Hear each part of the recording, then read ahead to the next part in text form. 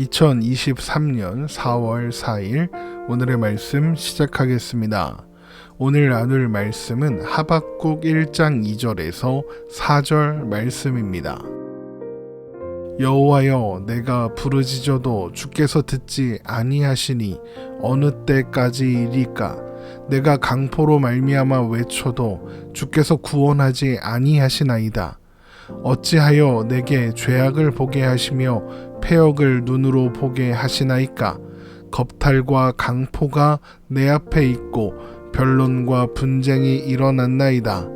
이러므로 율법이 해이하고 정의가 전혀 시행되지 못하오니 이는 악인이 의인을 애워쌌으므로 정의가 굽게 행하여 짐이니이다.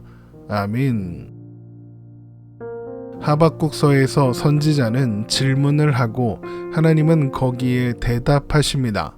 어두운 시간을 보내야 했던 선지자의 첫 번째 질문은 왜 아무것도 들어주지 않느냐라는 것입니다. 하박국 1장 2절입니다. 여호와여, 내가 부르짖어도 주께서 듣지 아니하시니 어느 때까지리이까? 내가 강포로 말미암아 외쳐도 주께서 구원하지 아니하시나이다. 지금 선지자는 하나님의 반응이 절실합니다. 그가 살아가던 시대, 지도자들은 타락했고 강포로 가득합니다. 하지만 선지자에게는 힘이 없습니다. 하박국 외에도 많은 선지자들이 지도자들과 백성들을 향해 경고하고 있는데 아무도 듣지 않을 뿐만 아니라 그들은 오히려 선지자들을 잡아 죽이려고 합니다. 하나님의 말씀을 있는 그대로 선포했다는 이유로 예레미야 선지자는 온갖 고초를 당했습니다. 같은 메시지를 전했던 우리야 선지자는 죽임을 당했을 뿐만 아니라 제대로 된 장례도 치르지 못하게 했습니다. 이런 상황에서 하박국 선지자가 할 수 있는 일은 하나님의 도우심을 구하는 것뿐이었고, 그래서 간절히 하나님께 부르짖고 외쳤습니다. 그런데 하박국 선지자에게 돌아온 것은 하나님의 침묵이었습니다. 오히려 더 많은 죄악과 패역을 보아야 했고 온갖 겁탈과 강포가 일어나는 것을 지켜봐야 했습니다. 수많은 사람들이 억울함을 토로하며 재판장에서 변론과 분쟁을 제기하고 있지만 아무도 억울한 자의 억울함을 풀어주지는 않았습니다. 하박국 1장 3절입니다. 어찌하여 내게 죄악을 보게 하시며 패역을 눈으로 보게 하시나이까? 겁탈과 강포가 내 앞에 있고 변론과 분쟁이 일어났나이다. 공평과 정의는 사라지고 사람들은 고통 속에서 신음하고 있는 겁니다. 하나님의 율법, 곧 하나님의 말씀을 듣는 사람은 없고 악인이 의인을 삼키고 있습니다. 하박국 1장 4절입니다. 이러므로 율법이 해이하고 정의가 전혀 시행되지 못하오니 이는 악인이 의인을 애워쌌으므로 정의가 굽게 행하여 짐이니이다. 그래서 선지자는 질문할 수밖에 없는 것입니다. 그들의 주인이신 하나님은 왜 침묵하고 계시냐라고 말입니다. 선지자에게 이런 질문이 생긴 이유가 무엇이겠습니까? 어둡고 척박한 이스라엘의 영적인 상황 때문일까요? 네, 물론 그것이 원인이기는 합니다. 하지만 선지자가 이런 질문을 하는 근본적인 이유는 그가 하나님이 살아계시며 삶의 모든 것에 섭리하시는 분, 온 세상의 창조주이시며 주권자이시라는 사실을 믿기 때문입니다. 그래서 더 이해할 수가 없는 것입니다. 전능하신 하나님이, 나를 사랑하신다는 하나님이 왜 이런 순간에, 그것도 당신을 사랑하고 신뢰한다는 고백을 하는 나에게, 다른 누구도 아닌 나에게 이런 일이 일어나도록 허락하시는가 말입니다. 하나님을 하나님으로 믿기 때문에 하나님을 의심하고 있는 것입니다. 많은 사람들이 기독교 신앙을 가지면 사람은 의심하면 안 된다라고 말합니다. 그냥 무조건 믿으면 된다고, 그런 생각을 하는 것은 잘못 믿고 있기 때문이다라고 말합니다. 그러나 신자의 의심과 질문은 오히려 그가 건강한 신앙을 가졌다는 증거입니다. 여러분 성경을 자세히 한번 읽어보십시오. 수많은 믿음의 사람들이 하나님께 묻고 따집니다. 그 유명한 욥, 어떠한 상황에서도 하나님을 원망하지 않았다는 그 욥도 하나님께 얼마나 따지는지 모릅니다. 욥기 19장 6절입니다. 하나님이 나를 억울하게 하시고 자기 그물로 나를 애워싸신 줄을 알아야 할지니라. 하나님이 자기를 억울하게 했답니다. 누가요? 그 인내했다는 욥이 말입니다. 또 유명한 선지자 요나는 어떻습니까? 하나님께 성질까지 냈습니다. 요나서 4장 1절입니다. 요나가 매우 싫어하고 성내며. 지금 우리가 살펴보고 있는 하박국 선지자는 어떻습니까? 하나님께 회의의 질문을 던집니다. 하나님 이러시깁니까? 라고 말입니다. 그 외에 수많은 사람들도 그렇게 했습니다. 시편 10편 1절입니다. 여호와여 어찌 멀리 서시며 어찌하여 환난 때에 숨으시나이까. 또 시편 13편 1절에서 2절의 말씀도 보십시오. 여호와여 어느 때까지이니까 나를 영원히 잊으시나이까. 주의 얼굴을 나에게서 어느 때까지 숨기시겠나이까. 나의 영혼이 번민하고 종일토록 마음에 근심하기를 어느 때까지 하오며 내 원수가 나를 치며 자랑하기를 어느 때까지 하리이까.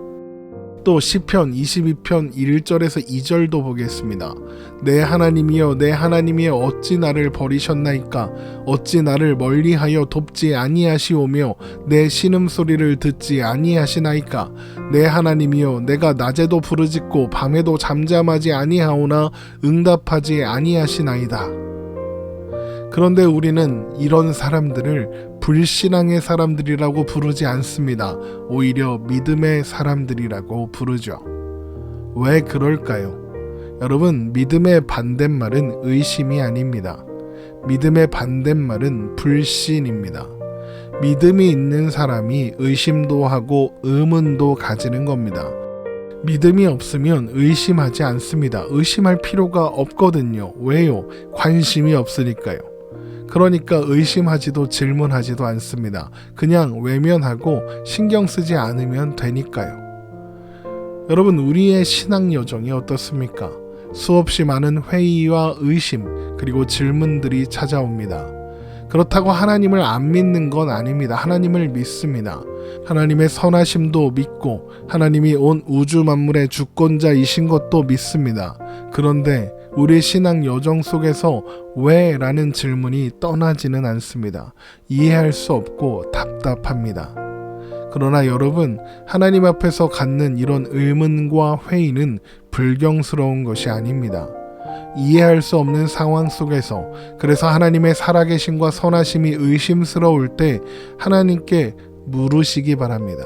의심을 억누르고 치밀어 오르는 분노를 참지 않아도 됩니다. 하박국처럼 말입니다. 물론 모든 의심이 정당하다는 의미는 아닙니다. 의심하지 않고 질문도 하지 않는 것이 바람직하지 않은 것처럼 무턱대고 의심부터 하는 태도도 바람직하지 않으니까요. 의심도 믿음에서 나와야 합니다. 믿음에서 시작된 의심은 그 의심을 거쳐 더 단단한 믿음으로 나아가게 되지만 모든 것을 의심으로 시작하면 나중에는 그 의심까지 의심하게 될 뿐 믿음으로 나아갈 수는 없습니다.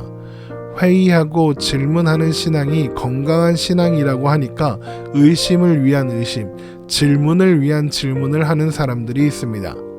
그들은 의심의 끝에, 질문의 끝에 받은 대답을 받아들이고 또 삶에 적용할 생각이 없습니다. 그저 묻기만을 좋아하고 질문을 통해 인정받고 싶어 할 뿐입니다. 어느 날 한 율법 교사가 예수님께 와서 무엇을 해야 영생을 얻겠냐고 묻습니다. 누가복음 10장 25절입니다. 어떤 율법 교사가 일어나 예수를 시험하여 이르되 선생님, 내가 무엇을 하여야 영생을 얻으리이까? 그러자 예수님께서 뭐라고 대답하십니까?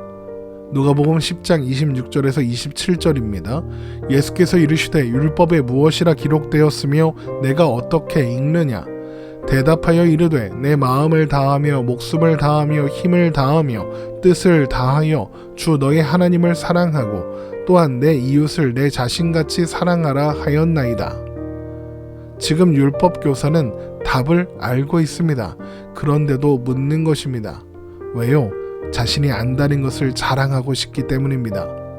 따르지는 않고 따지기만 하고 싶은 거죠. 그래서 주님은 선한 사마리아인의 비유를 들려주시고는 이렇게 말씀하십니다. 누가복음 10장 36절에서 37절 말씀입니다.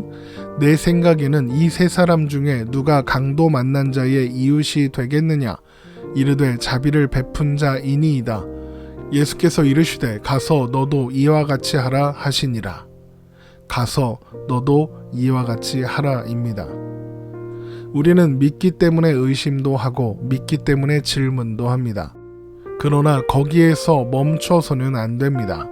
하나님께서 우리의 의심과 물음에 대하여 대답하실 때 하나님께서 뭐라고 하시든지 따르는 성숙한 믿음의 자리로 나아가야 합니다. 따지기만 하는 것이 아니라 따라야 한다는 겁니다. 믿음의 사람은 생각도 하고 의심도 하고 질문해야 합니다. 사람들은 생각하지 않고 의심하지 않고 질문하지 않는 것이 바른 신앙이라고 덮어놓고 믿으라고 이야기하지만 그건 온전한 신앙도 바른 신앙도 아닙니다. 오히려 묻지 않고 질문을 외면하고 묵살하고 덮어놓고 믿는 것은 잘못된 신앙이고 게으른 믿음입니다. 예레미야 2장 6절입니다. 그들이 우리를 애굽 땅에서 인도하여 내시고 광야 곧 사막과 구덩이 땅 건조하고 사망의 그늘진 땅 사람이 그곳으로 다니지 아니하고 그곳에 사람이 거주하지 아니하는 땅을 우리가 통과하게 하시던 여호와께서 어디 계시냐 하고 말하지 아니하였도다. 하나님은 하나님의 백성들이 하나님께서 어디 계시냐고 묻지도 않는다 탄식하십니다. 우리를 광야에서 인도하던 하나님이 어디 계시느냐라고 아무도 묻지 않는다는 겁니다. 왜 그들은 묻지도 않는 걸까요? 하나님께 관심이 없고 하나님의 뜻을 신경 쓰지 않고 있기 때문입니다. 그러므로 여러분, 우리에게 믿음이 있다면, 하나님을 신뢰하고 하나님을 사랑한다면 두려워하거나 걱정하지 말고 생각하며 질문하십시오. 욥기 31장 35절입니다. 누구든지 나의 변명을 들어다오 나의 서명이 여기 있으니 전능자가 내게 대답하시기를 바라노라. 나를 고발하는 자가 있다면 그에게 고소장을 쓰게 하라. 욥처럼 전능자가 내게 대답하시기를 바라노라. 하나님께서 말씀하시는 대답이 듣고 싶습니다 라고 하십시오. 그러면 결국 답을 얻게 될 것이고 우리의 믿음도 조금 더 자라게 될 것입니다. 하박국 3장 17절에서 18절의 그 유명한 고백. 비록 무화과 나무가 무성하지 못하며 포도나무에 열매가 없으며 감람나무에 소출이 없으며 밭에 먹을 것이 없으며 우리의 양이 없으며 외양간에 소가 없을지라도 나는 여호와로 말미암아 즐거워하며 나의 구원의 하나님으로 말미암아 기뻐하리로다 라고 한 이 고백도 언제까지입니까? 언제까지 그냥 내버려 두실 것입니까? 라는 선지자의 질문에서 시작되었다는 사실을 잊지 마시기 바랍니다. 오늘 말씀 이렇게 마치겠습니다.